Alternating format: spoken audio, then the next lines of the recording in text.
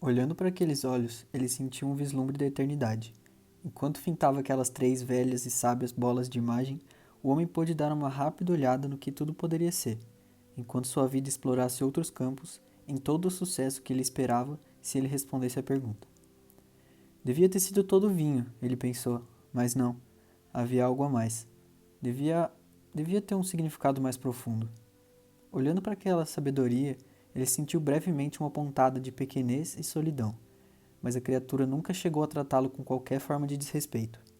Pelo contrário, para aquela coisa, o homem era um igual, mesmo com todos aqueles anos de diferença e toda a sabedoria que ela emanava. Em nenhum momento a criatura o tratou com prepotência. Não, eles eram equivalentes, e mesmo assim, ele não se sentia como tal. A criatura queria mostrar a ele como realmente eram todas as estrelas, o universo e o significado de tudo aquilo até então. Mostrou para ele o que poderia ser, se ele desse uma chance à criatura, para que pudessem se juntar como um só. Então ele poderia receber a eternidade. Não como um corpo ou como uma alma. Não, ele viveria como uma ideia. Venha rápido, disse a criatura com urgência. Muito tempo é o que você não tem. Se você não escolher agora, tem que ir de volta. Com isso, o homem olhou para sua vida até então, e tudo o que ele pensara ter conquistado parecia ser pequeno, mas ainda assim, sólido. Poderia ele trocar aquilo por uma ideia? Ele preferia ser feliz com o pouco que tinha construído ou lembrado por um pacto com a criatura? Ele ainda não sabia direito, e como deveria, a criatura mostrara a verdadeira sabedoria ali. Para o homem, isso não passava de um sonho. Mal ele sabia, aquilo decidiria sua vida. O que ele sabia ter aprendido ali com certeza é que ele não sabia de absolutamente nada. E com tão pouco conhecimento, como ele poderia fazer uma escolha entre duas coisas tão tentadoras, ainda que tão diferentes? Talvez eu consiga fundir os dois, afinal, disse ele. A criatura respondeu que se ele o fizesse, em nenhum dos dois ele conseguiria ser bem-sucedido o suficiente. Ele nunca viveria seu potencial completo. Vale a pena tentar, disse o homem, ao se deparar com a explicação da coisa. Eu não me sinto bem deixando para trás tudo que construí, todos por quem sinto algo. E a criatura, surpresa com a resposta do humano, respondeu: Bom, os humanos não são tão desprezíveis e nem miseráveis, afinal de contas. O que você me mostrou aqui hoje é o que poucos podem fazer. Você me mostrou que ama sua vida mais do que uma proposta incerta. A criatura desceu de onde estava e se sentou ao lado do humano, como dois amigos sentam em uma calçada, cansados de um dia longo. O homem pensou um pouco antes de dizer algo. Olhou para a criatura, tão claramente superior a ele, ali, olhando-o como um igual, nunca arrogante ou soberba. Então soltou suas palavras. Bom, ele disse, um monte de poeira não pode fazer nada além de ser um monte de poeira, interagindo com outras partículas de poeira. Mas se é isso que a poeira faz, então eu acho que é isso que a faz ser poeira. A criatura observou ele, desacreditada. Você, humano, tem noção de sua pequenez. Se os humanos têm consciência de seu tamanho, então por que continuam brigando e guerreando por coisas pequenas? Por que agir pequeno? Por que não se juntar e realizar algo maior?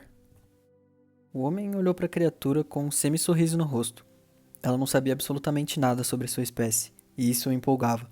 Finalmente, chegaram a um assunto sobre o qual ele saberia mais do que aquela criatura metafísica, a própria humanidade. Ele pensou em tudo que poderia dizer. Pensou em como poderia ensinar a natureza humana para a coisa.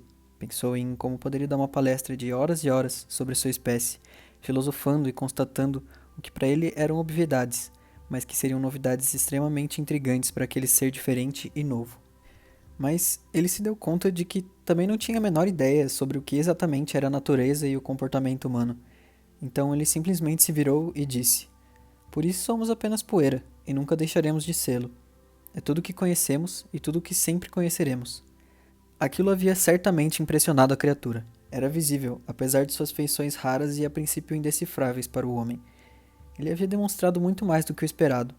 A criatura então decidiu que ele merecia um prêmio.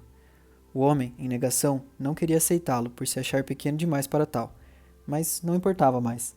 A decisão final havia sido tomada. A coisa tirou um pequeno saco, como aqueles antigos de colocar moeda, e o colocou em cima de uma mesa, vinda do nada. Pegue-o, disse a coisa, em tom amigável, e abra-o quando a humanidade estiver pronta.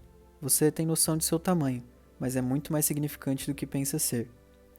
O homem quis perguntar o que havia dentro do saco, e, quando a humanidade estaria pronta para recebê-lo.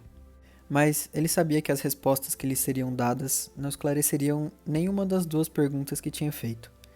Ele se despediu da coisa, como alguém se despede de um velho amigo.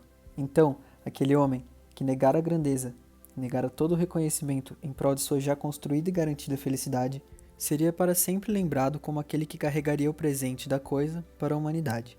Ele sabia que a criatura o ouviria se a chamasse, e que poderia tirar suas dúvidas, dar-lhe conselhos sábios e conversar como um igual.